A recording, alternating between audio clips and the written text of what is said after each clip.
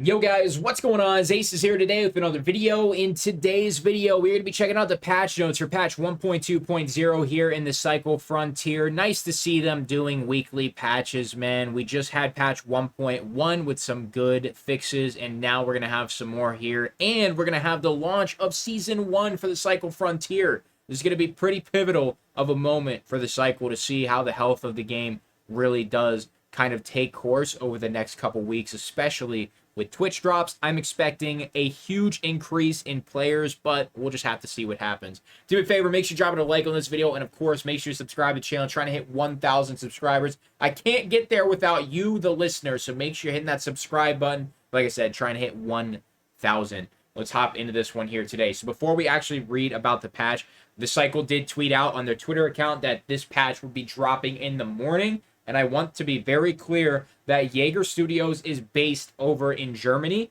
So if it's the morning for Germany, then it will be a minimum of between midnight and 6 a.m. for the US. And that's on Eastern time. Obviously, do your time conversions for different time zones in the US. But for Eastern time, right now, as I'm recording, when it hits midnight, it's going to be 6 a.m. in Berlin. So obviously we have another 6 hours until noon. So that would mean 6 a.m. to midnight here over on the East Coast in the United States. Now, if it's the morning for the US, obviously the entire morning is up for grabs for this patch to launch. Let's head into this one, man. We're going to kind of skim through the patch and really point out some of the really important stuff.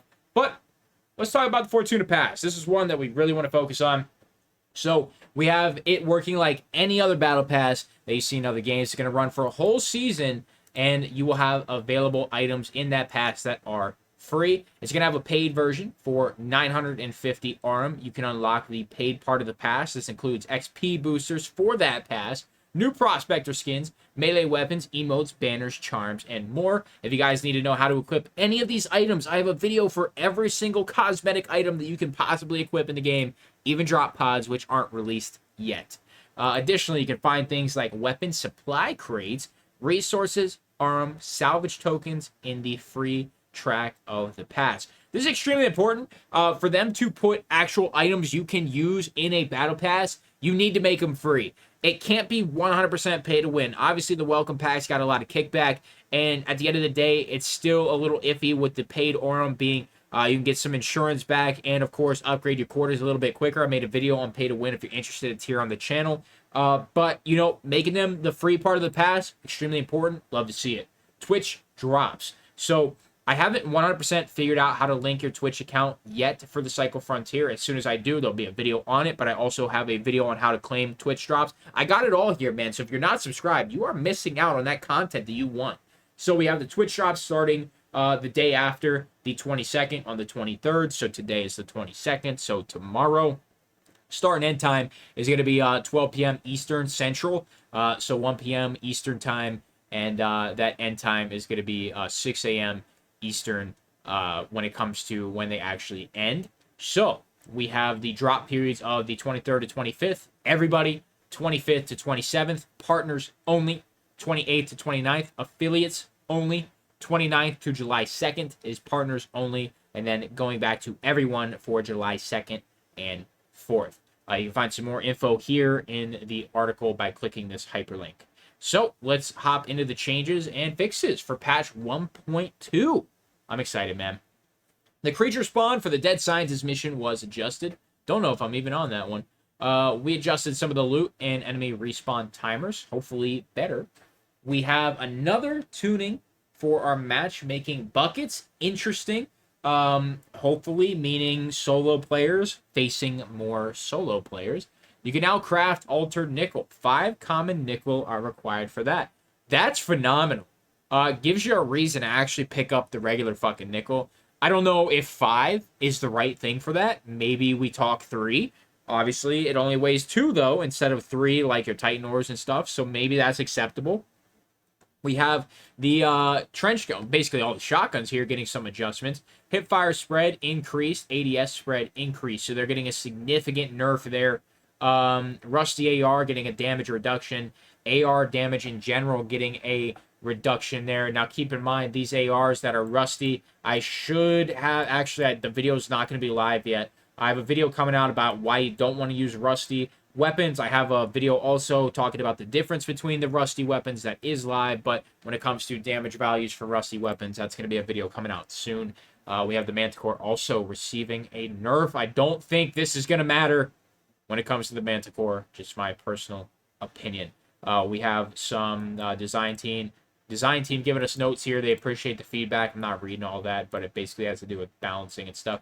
Bug fixes. Friends list is fixed. There we go. So you guys should be able to go back to your private Steam profiles. Fixed item duplications. That sounds pretty interesting. Fixed the problem that some players got stuck in their starter quest. The Paladin Blade will be shown correctly in your inventory. The game does not launch in VR mode when you have a VR headset connected. Sorry, the future isn't quite now. You can transfer items from your loadout into stash with a right click when you have no backpack equipped. We made Newton proud and restored gravity of the following items in the crash ship on Bright Sands. The multi-tool, hydraulic piston, and the zero system CPU, excuse me. Bushes lost their rubber coating and are not blocking light anymore. Marauder had missing footsteps on some occasions. That's one I've noticed for sure. Gunfire sound effects from your own weapon is now louder than your squad mate's fire. Thank God. Grenade sound effects are fixed. You cannot skip the trench gun reloading animation anymore. All right. That's something that I actually might have done once or twice. We got some optic changes, not clipping through the flechette any longer. If you attach a tactical light to the flechette, it will not float under the weapon. Construct buttons now grayed out properly if they do not have enough materials. We added the missing localization for confirm in the cosmetics tab. We added the missing localization for rarity in the welcome pack shop. Fixed a visual issue with the laser drill battery display. Fixed flickering lights from a distant laser drill. Fixed occurrences of players spawning on top of each other. Thank God. Oh my God, was this bad. This has happened twice already. You literally spawn right next to a guy and they just fucking beam you. Or vice versa. Guy spawns in literally right next to you and it's an easy kill. The Epic Medium Extended Magazine visuals were fixed for AR-55. If you cycle between the pickaxe and your weapons, you would lose control until you ledge climbs. That was fixed. The objective description of Satellite Master Part 2 was fixed. Birds now make a proper noise when flying away. Best, of course, not to scare them. Very true. Following angry complaints from ground control, you will not fly away anymore when you stand on top of a meteor while mining it. This was a pretty common issue with just normal minerals and seems to have kind of crossed over to the meteor a little bit. Fixed some reverb effects. Uplink sounds are now affected by the master volume slider. Dude, those things are so loud, man. More audio fixes here. Fixed broken crouching while on the prospect station. I hope that means that we can slide now. That would be great. The sound effect for the oil pump is properly played. You will not get stuck between the rails and tables of the small homes on Crescent Falls. And the color of the customization vanity section is fixed. We have miscellaneous here. Tweaks to internal anti-cheat measures. I'm pretty sure this is in every single patch. Hopefully they actually mean it this time. We'll be able to kick players when we have maintenance to make sure that everyone uses the correct version. And Twitch drops vanity cannot be claimed if stash is full. Biker Queen's image shows black hair, though she has white hair. All right, these are known issues, by the way, not fixes. So that's going to be the patch for patch 1.2.0. We got a lot of cool stuff happening this week, and hopefully the game prospers.